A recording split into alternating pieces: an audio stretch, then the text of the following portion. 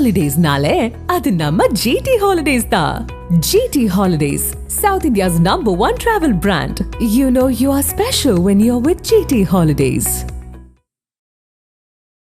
எம்ஜிஆருக்கு ஜாதகம் மிகவும் நன்றாக தெரியும். அப்போ என்ன சொல்லியிருக்காரு, ஏன் வாழ்க்கையில் உனக்கு இவ்வளோ பிரச்சனை வந்திருக்க, உன் ஜாதகத்தை கொண்டு வான்னு சொல்கிறேன். ஜாதகத்தை எம்ஜிஆர் பார்க்கும்போதே அவர் முகமே மாறி, ஏன்னா அரசியலில் மிகப்பெரிய அளவில் பிரகாசிக்கக்கூடிய அளவுக்கு கிரகங்கள் இருக்குது. அப்போ எம்ஜிஆர் ஷாக் ஆகிட்டு இவ்வளவு இதாக இருக்கேன்னு சொல்லிட்டு அப்போ சொல்கிறாரு, நீ அரசியலுக்கு வான்னு சொல்கிறார். இந்த அம்மாவுக்கு அரசியல்னாலே பிடிக்காது.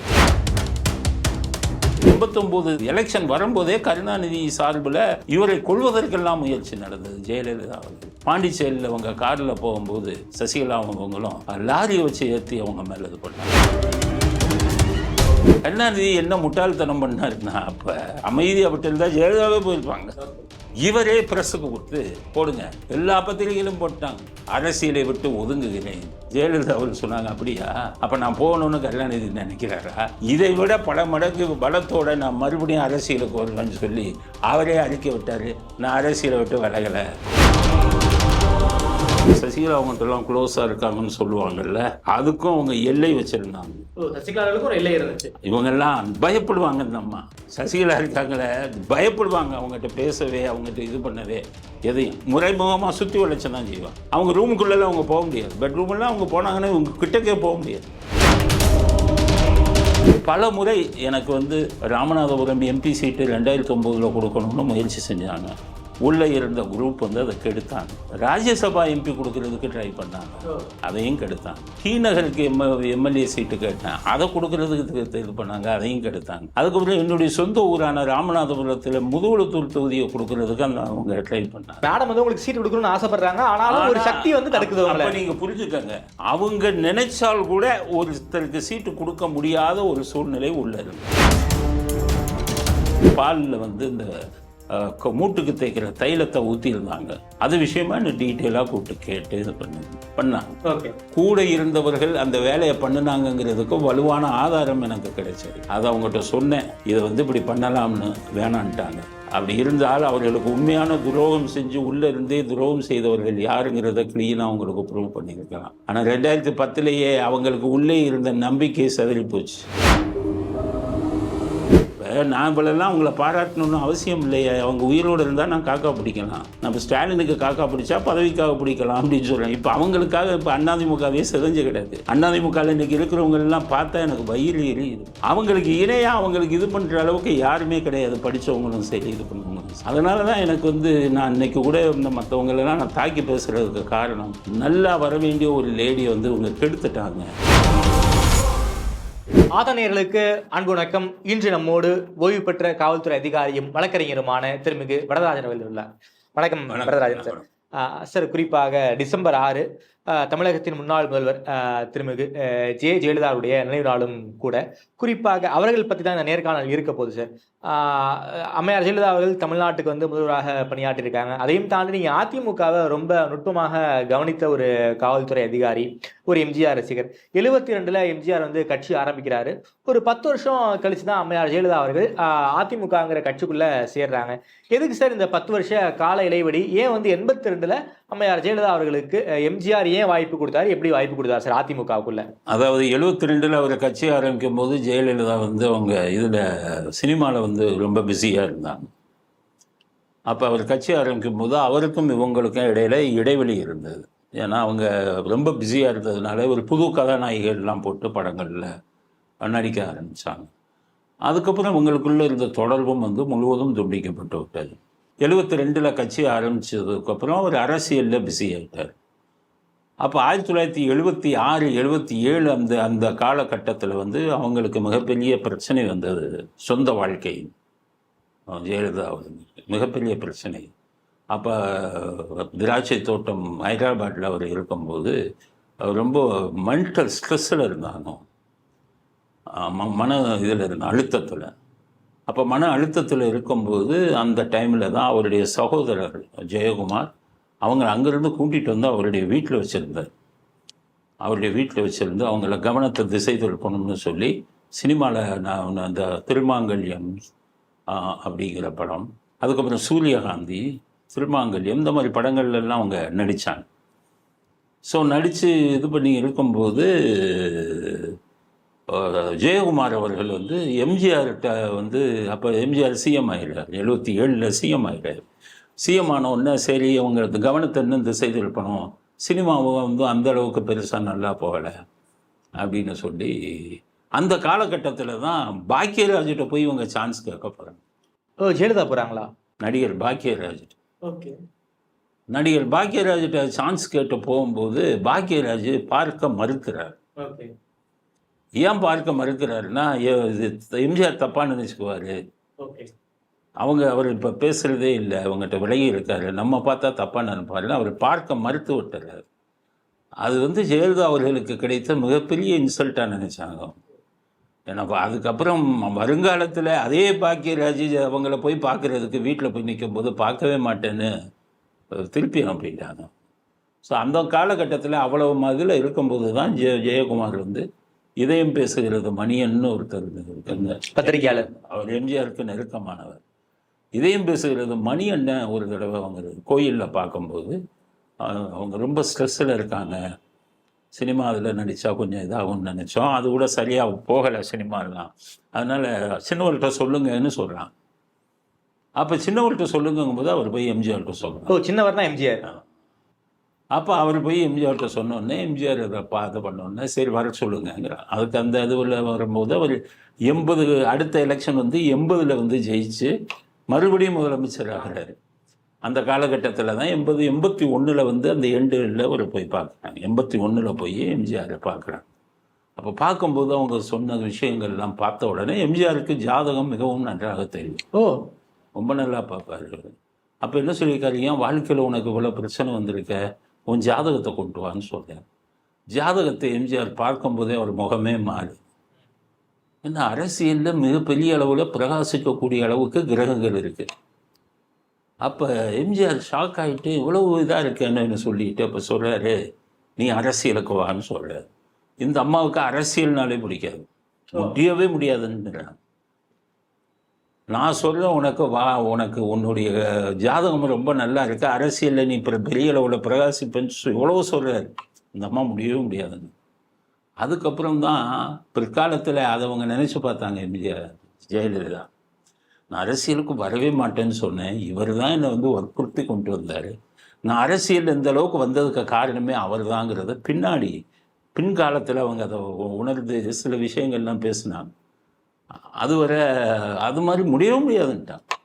அப்போ இல்லை நீ வந்து தான் ஆகணும், கிரகங்கள் இதாக இருக்குன்னு சொல்லி அப்போ அவர் மனசில் இன்னொன்று நினைக்கிறாரு. என்னென்னு கேட்டிங்கன்னா, நமக்கு பின்னாடி கட்சியை வலிமையாக நடத்துறதுக்கு ஒரு மாஸ் லீடர் இல்லை நமக்கு பின்னாடி, இவங்களுக்கு கிரகமும் நல்லா இருக்குது, இவங்க வந்து அதிமுகவை வருங்காலத்தில் நடத்துறதுக்கு வாய்ப்பு இருக்குன்ட்டு சொல்லி வருங்காலத்தை கணிச்சிட்டு தான் ஒரு பக்கம் அவருக்கு உதவ வேண்டும், இன்னொரு பக்கம் அவருடைய சுயநலம் கட்சி காப்பாற்றப்படும். அப்புறம் தான் கொள்கை பரப்பு செயலாளராக போட்டு 82 அதிமுகவை வந்து உறுப்பினராக கார்டை கொடுத்து வற்புறுத்தி அவரை கட்சியில் சார். ஓகே, அதற்கு பிறகுதான் அந்த சத்துணவு அந்த மேற்பார்வையிடுறது, அதுக்கப்புறம் எம்பி பதவியில் அதுக்கப்புறம் தான் கொடுக்குறாங்க. அதுக்கப்புறம் தான் ராஜ்யசபா எம்பி ஆக்குனது.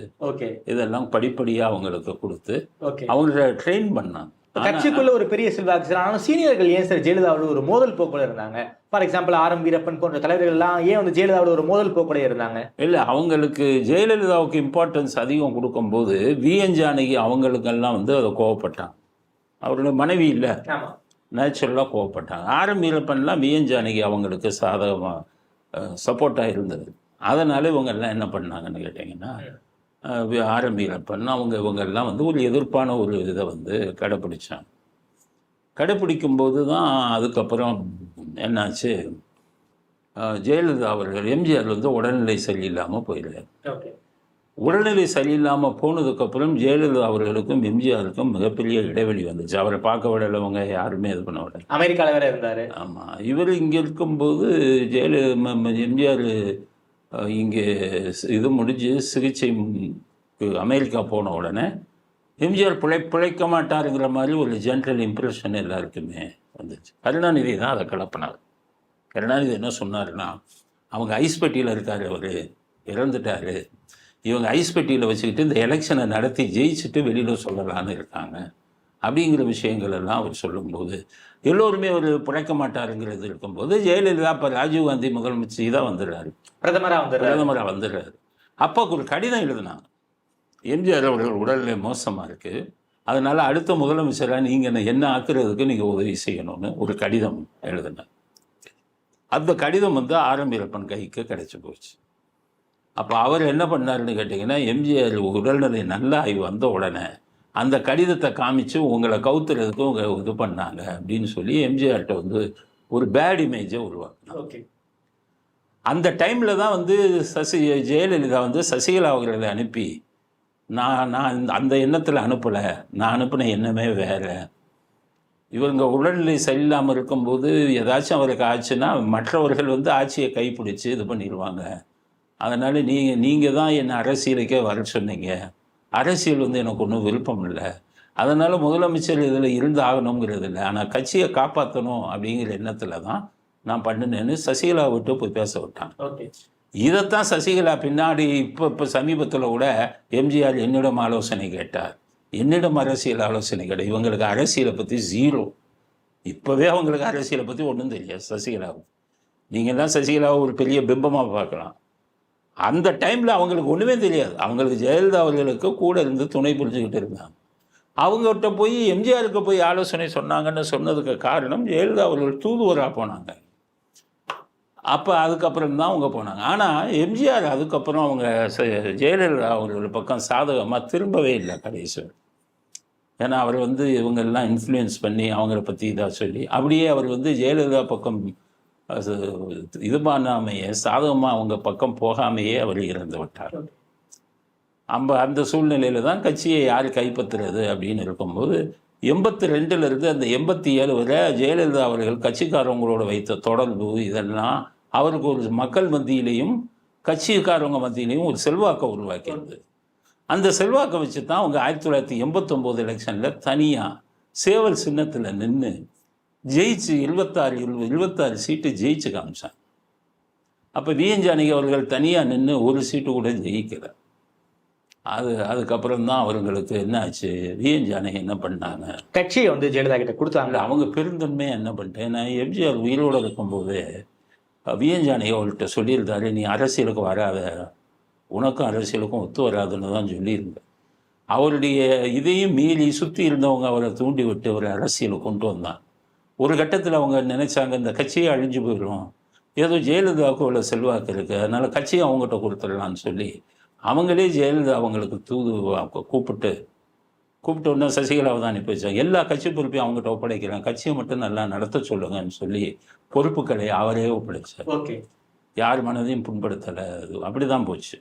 ஜெயலலிதா அவர்கள் அதுக்கப்புறம் அந்த இதை எடுத்து தான் 89 முடிஞ்சோடனே தான் அது பண்ணாங்க. ஆனால் 89 இருக்கும்போதே 89 எலெக்ஷன் வரும்போதே கருணாநிதி சார்பில் இவரை கொள்வதற்கெல்லாம் முயற்சி நடந்தது. ஜெயலலிதா அவர்கள் பாண்டிச்சேரியில் அவங்க காரில் போகும்போது சசிகலா அவங்களும் லாரியை வச்சு ஏற்றி அவங்க மேலே இது பண்ணாங்க. இது வந்து சசிகலா இப்போ ஆறுமுகசாமி கமிஷன் இருக்குது பாருங்கள், ஜெயலலிதா அவர்கள் அப்போலோவில் சிகிச்சை எடுத்தாங்களே, அதில் வந்து அஃபிடவிட்டாகவே ஃபைல் பண்ணியிருக்காங்க, எங்களை கொலை செய்ய முயற்சி செஞ்சாங்க.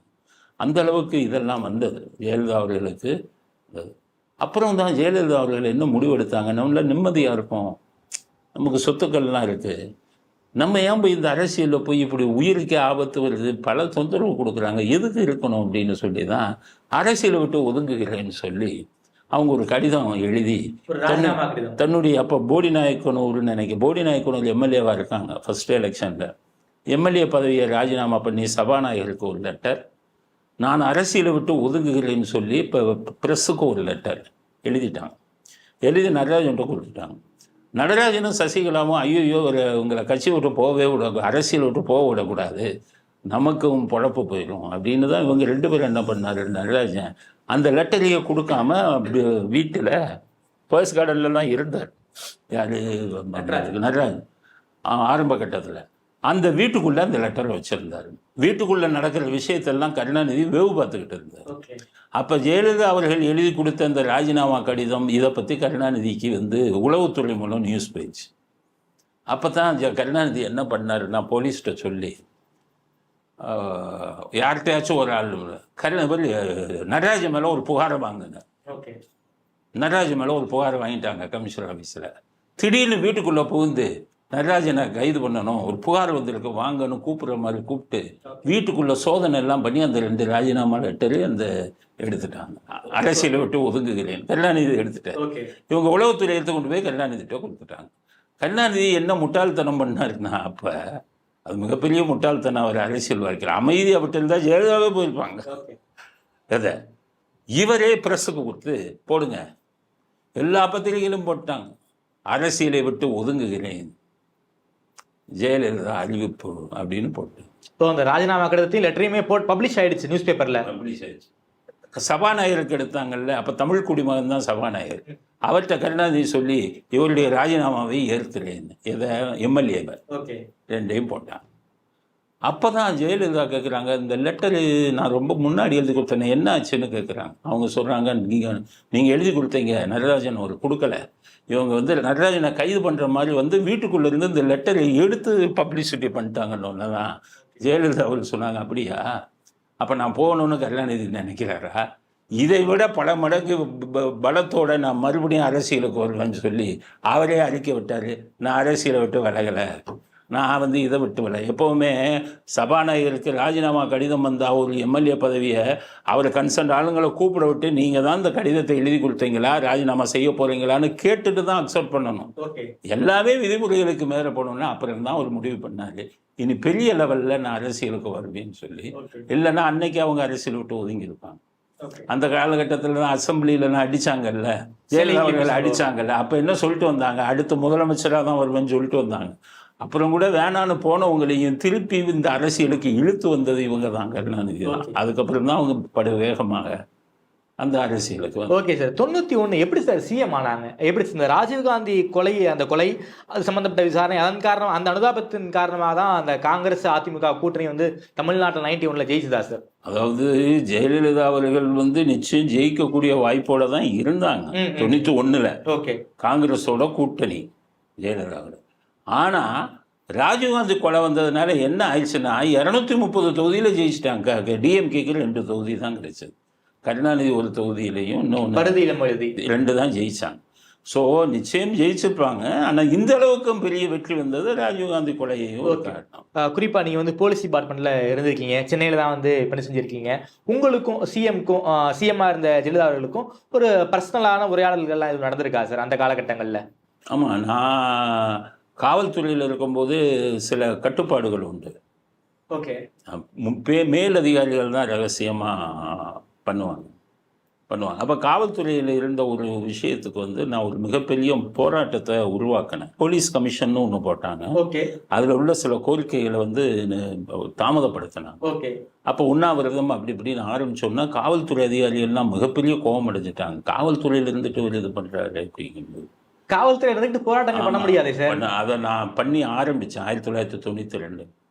அப்போ பஞ்சாபி கேஷன் தான் உளவுத்துறை எஸ்பி. ஓகே, அப்புறம் அவர் தான் என்னை கூப்பிட விட்டு இந்த அம்மாட்ட மோதாதீங்க, அவங்க காணாமல் பண்ணிடுவாங்க. நான் சொன்னேன், அவங்ககிட்ட நான் மோதலை, நாங்கள் காவல்துறையில் நடக்கிற சில தப்பான விஷயத்துக்கு அவங்க கவனத்துக்கு கொண்டு வரோம் சொன்னோன்னா அவங்க இவரை டிஸ்மிஸ் பண்ணுங்கன்ட்டாங்க. அப்போ என்னை யாரும் தெரியாது. அப்போ ஸ்ரீபால் தான் டிஜிபி. ஓகே, ஸ்ரீபால் என்னை கூப்பிட விட்டு உங்களை டிஸ்மிஸ் பண்ண சொல்கிறாங்க, நீங்கள் இது பண்ணுங்க. இது நான் சொன்னேன், எங்களுக்கு இதுதான் சார் முக்கியம், காவல்துறையில் நடக்கக்கூடிய சில விஷயங்களை சரி பண்ணணும், அதுக்காகத்தான் அவங்க கவனத்தை இது பண்ணுறோம், அவங்க தப்பாக நினைக்கிறாங்க அப்படின்னு. இல்லை அப்படின்னு மறுநாள் என்னுடைய தலைமையில் மிகப்பெரிய போராட்டம் இருந்தது. ஓகே, ஸோ ராத்திரியே நான் என்ன பண்ணிட்டேன், அந்த போராட்ட மையத்தில் போராட்டம் நடக்கிற இடத்துல ஃபுல்லாக இவங்க ஃபோட்டோவாக சுற்றி வைக்க சொல்லிட்டு நான் போய் போராட்டத்துக்கு போனேன். ஓகே, சுற்றி சிஎம் ஃபோட்டோ ஃபுல்லாக. ஓகே, இதில் பேட்சில் சிஎம் ஃபோட்டோ எல்லாம் நான் அப்போவே அவங்க ஆதரவு உள்ளவங்கன்னு டிபார்ட்மெண்ட்டில் எல்லாத்துக்குமே தெரியும். ஓகே, ஓகே, எனக்கு அப்போவே திமுகனாலே பிடிக்காது, எனக்கு பல விஷயங்கள் அதுக்கு காரணம் இருக்கா.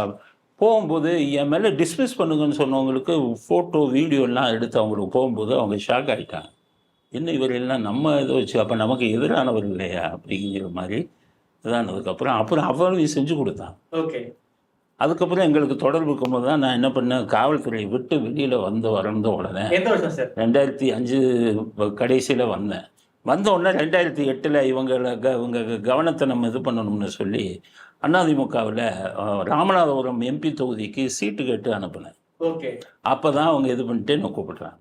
2009 எலெக்ஷனுக்காக 8 டிசம்பர்ல என்ன கூப்பிட்டாங்க. ஓகே. கூப்பிட்டு என்ன நீங்கள் வெளியில் வந்துட்டீங்களான்னாங்க. ஆமாம், டிபார்ட்மெண்ட் விட்டு வெளியில். அப்போ தான் எனக்கே தெரியும் அவங்க கரெக்டாக ஞாபகம் வச்சு. ஓகே, உங்களை ஞாபகம் வச்சுருக்காங்க. அப்போ அதனால் உடனே கட்சியில் சேருங்க அப்படின்னாங்க. அதுக்கப்புறம் நான் கட்சியில் சேரேன். அதுக்கப்புறம் நான் டிடெக்டிவ் இதெல்லாம் வச்சுருக்கேன்னு உங்களுக்கு தெரிஞ்சோன்னா துப்பறியும் நிறுவனம்லாம் வச்சுருக்கீங்கல்லன்ட்டு அவங்களுடைய பர்சனல் டைரியில் என்னுடைய ஃபோன் நம்பர், என்னுடைய ஆஃபீஸ் அட்ரஸ் இது எல்லாத்தையும் அப்புறம் நோட் பண்ணிவிட்டு அதுக்கப்புறம் ஃப்ரீக்வெண்ட்டாக அவங்க சில விஷயங்கள்லாம் கூப்பிட்டு கேட்பாங்க. ஓகே. அப்போ தான் அவர்களுக்கு சர்ச்சை இது வரும்போது அவங்க பாலில் வந்து இந்த மூட்டுக்கு தேய்க்கிற தைலத்தை ஊற்றியிருந்தாங்க. அது விஷயமா என்ன டீட்டெயிலாக கூப்பிட்டு கேட்டு இது பண்ணாங்க. பல முறை எனக்கு வந்து ராமநாதபுரம் எம்பி சீட்டு 2009 கொடுக்கணும்னு முயற்சி செஞ்சாங்க. உள்ளே இருந்த குரூப் வந்து அதை கெடுத்தாங்க. ஏன்னா உள்ளே இருந்தவங்களுக்கு பணம் கொடுக்கணும், இல்லைன்னா யாருமே இங்கே சீட்டு வாங்க முடியாது. அந்த நான் கண்ணால் பார்த்தேன். அது எனக்கு பணம் கொடுக்குற அளவுக்கு, கோடிக்கணக்கான பணம் கொடுக்குற அளவுக்கு என்கிட்ட பணம் இல்லை. அந்த ராமநாதபுரம் எம்பி சீட்டு கொடுக்குறத கெடுத்தாங்க. ராஜ்யசபா எம்பி கொடுக்கறதுக்கு ட்ரை பண்ணாங்க, அதையும் கெடுத்தாங்க. டி நகர், சென்னையில் டி நகருக்கு எம்எல்ஏ சீட்டு கேட்டேன், அதை கொடுக்கறதுக்கு இது பண்ணாங்க, அதையும் கெடுத்தாங்க. அதுக்கப்புறம் என்னுடைய சொந்த ஊரான ராமநாதபுரத்தில் முதுகுளத்தூர் தொகுதியை கொடுக்கறதுக்கு அவங்க ட்ரை பண்ணாங்க. எல்லாத்துலேயுமே டிஸ்கோ வந்து கெடுத்து. ஓகே, மேடம் வந்து உங்களுக்கு சீட் கொடுக்கணும்னு ஆசைப்படுறாங்க, ஆனாலும் ஒரு சக்தி வந்து தடுக்குது. அப்போ நீங்கள் புரிஞ்சுக்கங்க, அவங்க நினைச்சால் கூட ஒருத்தருக்கு சீட்டு கொடுக்க முடியாத ஒரு சூழ்நிலை உள்ள இருந்து. ஓகே, அந்த அளவுக்கு எப்படி சார் அந்த பவர் இருந்தாங்க? அந்த மாதிரி காயநகத்துவம். இப்போ ராமநாதபுரம் எம்பி தொகுதிக்கு சீட்டு கேட்குறேன். அந்த அம்மா என்கிட்ட கிட்டத்தட்ட 40 நிமிஷம் பேசுனாங்க. நீங்கள் ஏன் தென் சென்னையில் இருந்துட்டு ராமநாதபுரத்தை தேர்ந்தெடுக்கிறீங்கன்னு கேட்டேன். இன்டர்வியூவில் கேட்குறாங்க. இன்டர்வியூவில் வெளியில் இருக்கிறவங்கெல்லாம் இதை, ஏன்னா எல்லாத்தையுமே அவங்க இவ்வளவு நேரம் பேசினார். அப்போ நான் ராமநாதபுரம் தொகுதி நிலைமையை பற்றி சொன்னேன். பாலைவனம் மாதிரி போயிடுச்சு, நீர்மட்டம் இதாகிடுச்சு, வைகை டேமில் தண்ணி வந்தால் கூட ராமநாதபுரத்துக்கு வரமாட்டேங்குது. என்ன காரணம்? கிருதமால் நதி பாதையில் பூரா வீடை கட்டிட்டாங்க. இப்படி விட்டிங்கன்னா பாலைவனம் ஆயிரும் ராமநாதபுரம் தொகுதி. எனக்கு அந்த எம்பி சீட்டு கேட்குறதே அந்த மதுரை வைகை டேமில் இருக்க நிறையும் போது அந்த வைகை அணை வெளியே ராமநாதபுரத்துக்கு தண்ணி கொண்டு போகிற அளவுக்கு பாதைகளை சரி பண்ணணும். இதுக்காகத்தாங்க அவங்களுக்கு ரொம்ப பிடிச்சி போச்சு. அதெல்லாம் அவங்க கேள்விப்படலன்னு எல்லாத்தையுமே டைரியில் நோட் பண்ணிட்டாங்க. கிருதமால் நதி பாதை அது எங்கே வருது, எங்கே பிளாக் இருக்குது, எங்கே வீடுகள் கட்டினா எல்லாத்தையுமே நோட் பண்ணாங்க. அதுக்கப்புறம் என்னை பற்றி எல்லாம் ஊரில் எங்கள் ஃபேமிலியை பற்றி எல்லாம் விசாரிக்க ஆரம்பிச்சிட்டாங்க. உறுதியாக சீட்டுங்கும்போது இந்த உள்ளிருந்து சதி திட்டம் பண்ணுறாங்களே, அவங்க என்ன பண்ணுவாங்கன்னா யாருக்கு சீட்டு கொடுக்க போகிறாங்கன்னு முதலே அவங்களுக்கு கண்டுபிடிச்சிருவாங்க. அதுக்கு எப்படி பிளாக் வைக்கிறதுன்னு திட்டம் போடுவாங்க. அப்போ கண்ணப்பன், இப்போ ராஜகண்ணப்பன் இருக்காரு, தமிழ் தேசம்னு ஒரு கட்சி ஆரம்பித்து அதிமுக இணைகிறார். 2009 எலெக்ஷனில் தான் இணைகிறார். அதில் தான் ப. சிதம்பரத்தை எடுத்து சிவகங்கையில் அந்த அம்மா போட்டாங்க. அப்போ ராமநாதபுரம் போடும்போது ராமநாதபுரத்தில் இவங்க அதிகம், கோனார் பெருமக்கள் வந்து அதிகம். அங்கே ஓட்டு 1 லட்சம் 1.5 லட்சம் ஓட்டு இருக்குது. ராஜகண்ணப்பன் சொல்கிற ஆளுக்கு பெரும்பாலானவங்க போடுவாங்க. இது இந்த உள்ளே இருக்கிற இந்த சதி திட்டம் பண்ணக்கூடிய குரூப் இருக்க ராஜகண்ணப்பனை கூப்பிட்டு நீங்கள் ராமநாதபுரத்துக்கு நான் சொல்கிற ஆளுக்கு உள்ளே சொல்ல மாட்டேன். நீங்கள் நினைக்கிறீங்க அந்த அம்மாவுக்கு எப்படி காய் நகர்த்துவாங்கன்னா மிக மிக திறமையாக நடத்தும், அவங்கள பிரெயின் வாஷ் பண்ணுறது இது. அப்போ என்ன பண்ணுறாரு, அவர் உள்ளே போய் ராமநாதபுரம் தொகுதி நான் சொல்கிற அளவுக்கு கொடுங்க, நான் ஜெயிக்க வைக்கிறேன்னு அந்த அம்மாட்ட சொல்கிறாரு. உடனே கொடுத்துட்டாங்க. அவங்க என்ன பண்ணிட்டாங்க, அப்படியா கண்ணப்பனுக்கு இங்கே செல்வாக்கு இருக்குது அப்படின்னு ஒன்று, எனக்கு இங்கே சீட்டு கிடைக்கலன்னு அட்வான்ஸாக வந்துருச்சு. கண்ணப்பனை வச்சு இந்த குரூப்பு மூவ் பண்ணுது சார் உள்ள, உங்களுக்கு கிடைக்காம இருக்கிறதுக்கு. நான் சரி விட்டுட்டேன், விட்டுட்டேன், சரி வேணாம் யாருக்கு வேணாலும். இவங்க இந்த குரூப் உள்ளே இருக்கிற குரூப் சொன்னதை வச்சு கொடுத்துட்டு தோற்று பண்ணார். அவர் ரிதீஷ் டிஎம்கேல நின்னார், ஒரு தோற்று பண்ணார். அப்புறம் திரும்பி ஒரு தடவை என்னை கூப்பிட்டு பேசும்போது சொன்னாங்க, 2 கோடி ரூபா கொடுத்து செலவு பண்ண சொன்னேன், அந்த ஆளை ஒழுங்காக செலவு பண்ணாமல் மூக்க அலைகிட்ட பணம் வாங்கி வேணும்னே தோத்துட்டாரு அப்படின்னு சொன்னாங்க. அதுதான் நடந்துகிட்டு இருந்தது. அதாவது அவங்ககிட்ட தனிமையே கிடைக்கல. அவங்க நினைக்கிறது அவங்க இப்போ டேபிளில் இருக்கிற பேப்பர்லேருந்து இதுலேருந்து எல்லாமே கண்காணிக்கப்படும். அவருக்கு வர்ற பேப்பர்லேருந்து வர்ற ஃபைல்லேருந்து அத்தனையும் கண்காணிப்பாங்க. எத்தனையும் கண்காணி. இப்போ எனக்கு நான் இப்போ பூங்குன்றன் எல்லாருக்கும் தெரியும், அதிமுகவில் இருக்கிற அத்தனை பேத்துக்கும் பூங்குன்றனை தெரியும். பூங்குன்றம் பெரிய பெரிய மந்திரிங்கள்லாம் பூங்குன்றனை போய் கும்பிட்டுக்கிட்டு இருப்பாங்க. நான் பூங்குன்றன்கிற பேரை கேள்விப்பட்டிருக்கேன், நேராக பார்த்ததில்லை. அப்போ ஒரு தடவை என்கிட்ட என்ன பண்ணாங்க அந்த அம்மா, அவங்க ஜாதகத்தை கொடுங்கன்னு கேட்டாங்க. உங்க ஜாதகத்தை? அப்போ நான் ஜாதகத்தை கொண்டு போயிருந்தேன். அப்போ உள்ளே பேசிகிட்டு இருந்த உடனே இன்னொரு விஷயம் நான் பெருமைக்காக சொல்ல, நான் ஒரு தடவை கூட அவங்க காலில் விழுந்தது.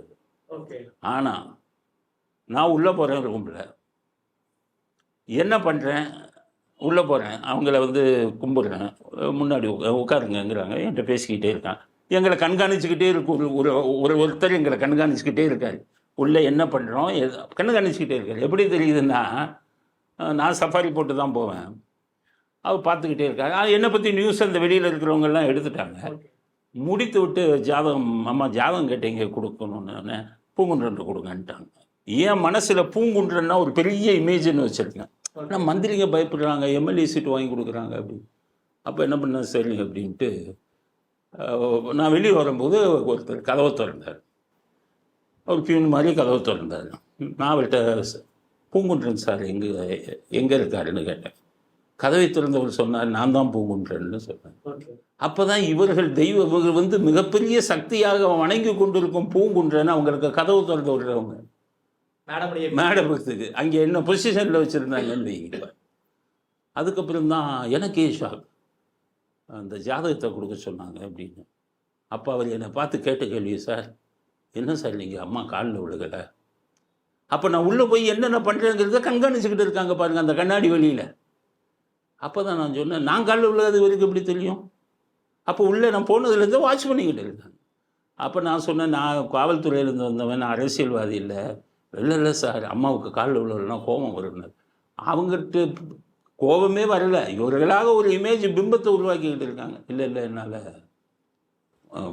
கால் விழுகிற சூழ்நிலையெல்லாம் நாங்கள் பழகினது இல்லை, அந்த மாதிரி எங்களுக்கு பழக்கம் இல்லைன்னு சொல்லிட்டு வந்துட்டேன்.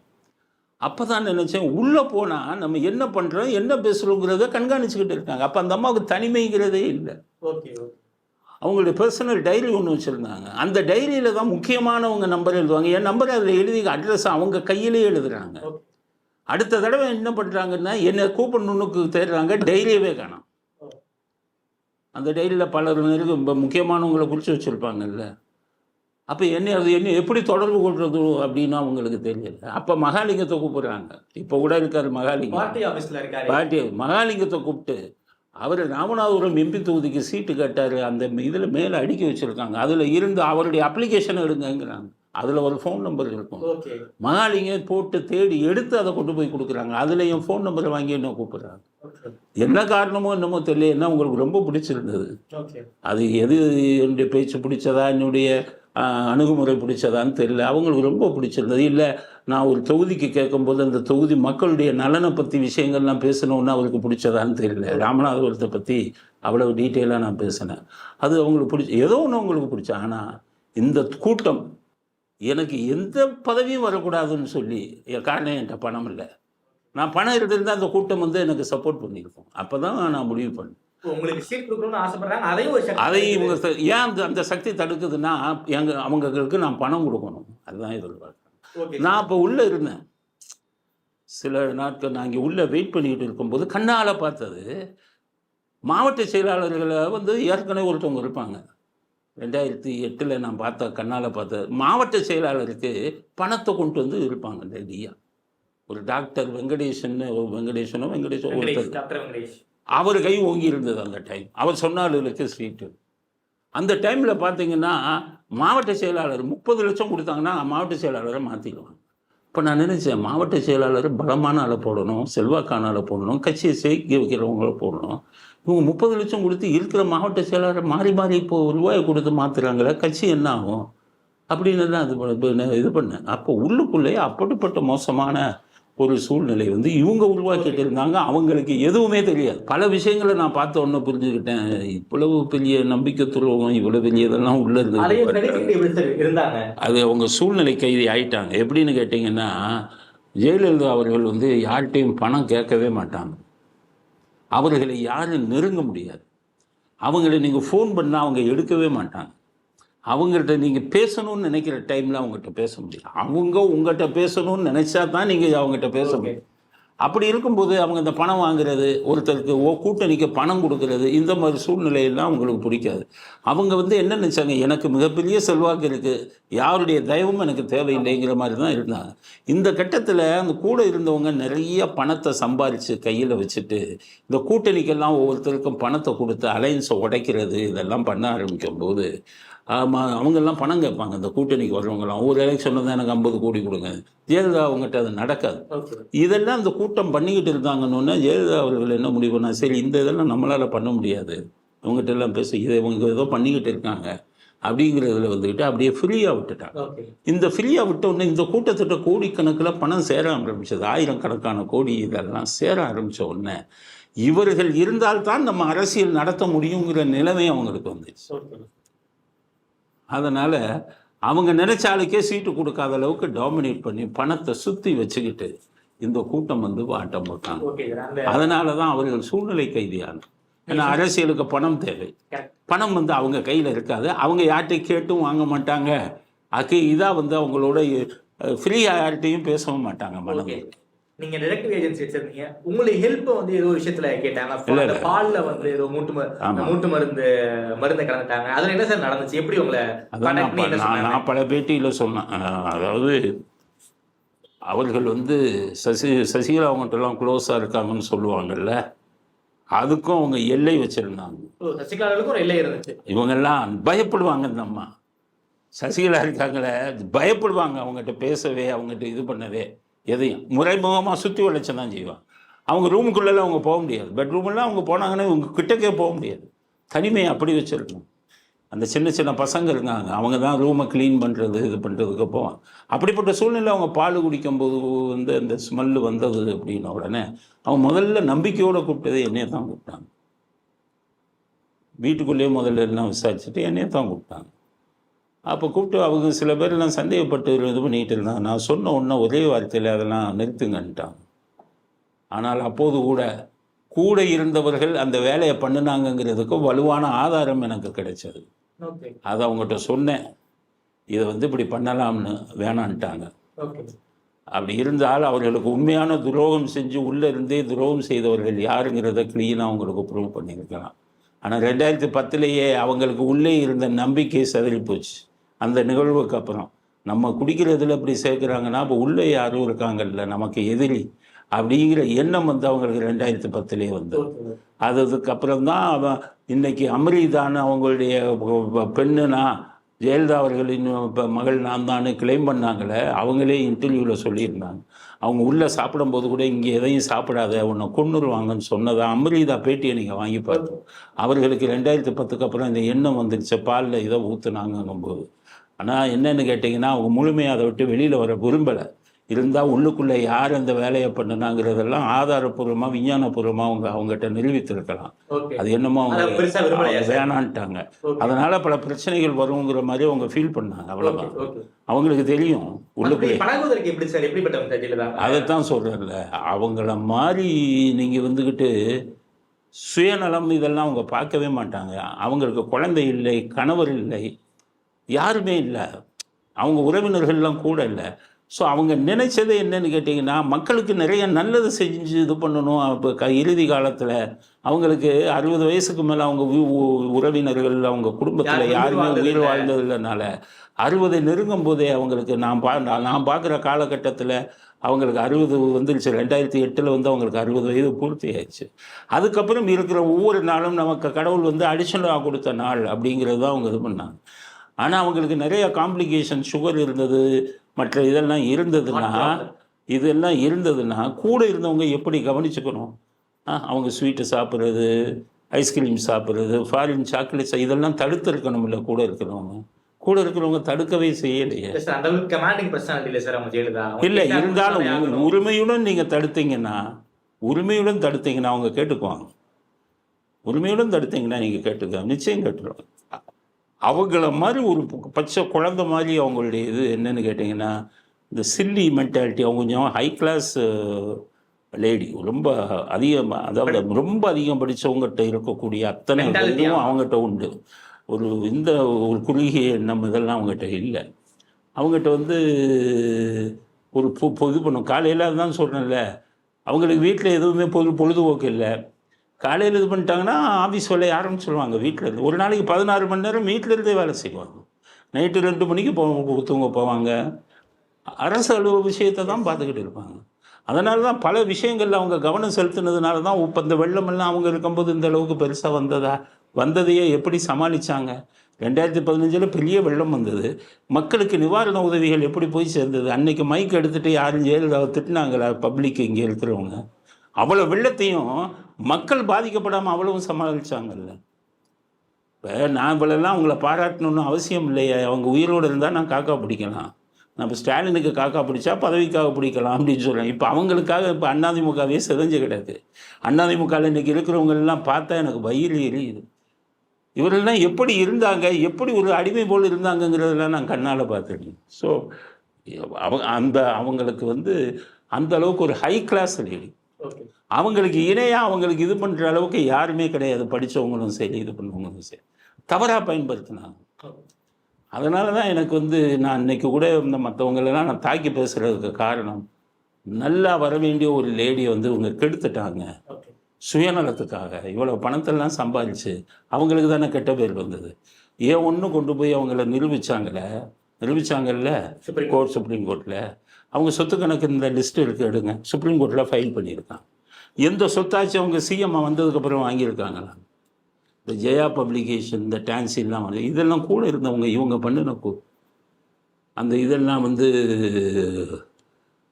கொடநாடு இதெல்லாம் அவங்க பேரையும் சேர்த்துக்கிறது. அவங்களுக்கு அதில் தான் விருப்பமே இல்லையே. அவங்களுக்கு என்ன வாரிசா இதுவா சொத்தை சேர்த்து கொடுத்துட்டு போகணுங்கிறது எல்லாமே இவர்களுடைய சுயநல சூழ்ச்சிக்காக அவங்களையும் கூட சேர்த்துக்கிட்டாங்க. அப்போ தான் நமக்கு பாதுகாப்புன்னு சொல்லி மிகப்பெரிய அளவில் நான் அவங்கள தாக்கி பேசுகிறேன்னா எல்லாமே நான் கண்ணால் கண்டது இதெல்லாம் தான் மனசு வருத்தப்பட்டு நான் இவர்களை பற்றி இதாக பேசுகிறேன். அதனால் இவர்கள் இல்லாமல் இருந்திருந்தால் அவங்க அவங்க திறமைக்கு பெரிய ஆள் ஆயிருப்பாங்க. ஆனால் இவர்கள் இல்லாமல் இருந்திருந்தால் கருணாநிதி அரசியலில் அவங்க சர்வை பண்ணியிருக்க முடியாது. சசிகலா அவங்க இல்லாமல் இருந்திருந்தாங்கன்னு வைங்க, கருணாநிதி பண்ணின இந்த அரசியலை ஜெயலலிதா அவர்கள் அவ்வளோ கீழ்த்தரமாக இறங்கியே வரமாட்டாங்க.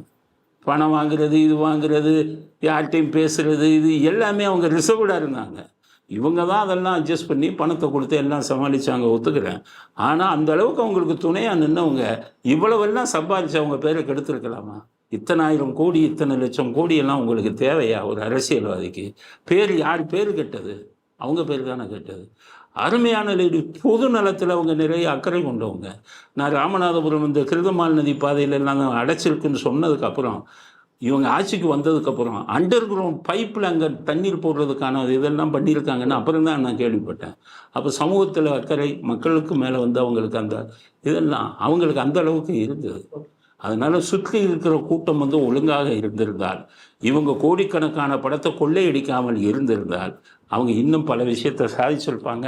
அவங்க உடல் நலமும் இந்த அளவுக்கு பாதிச்சிருக்காது. குறிப்பாக முன்னாள் அமைச்சர் ஜெயலலிதா நினைவுகளை பற்றி ரொம்ப விரிவாக பேசியிருக்கீங்க. நேரம் கொடுத்து பேசி எனக்கு நன்றி. நன்றி.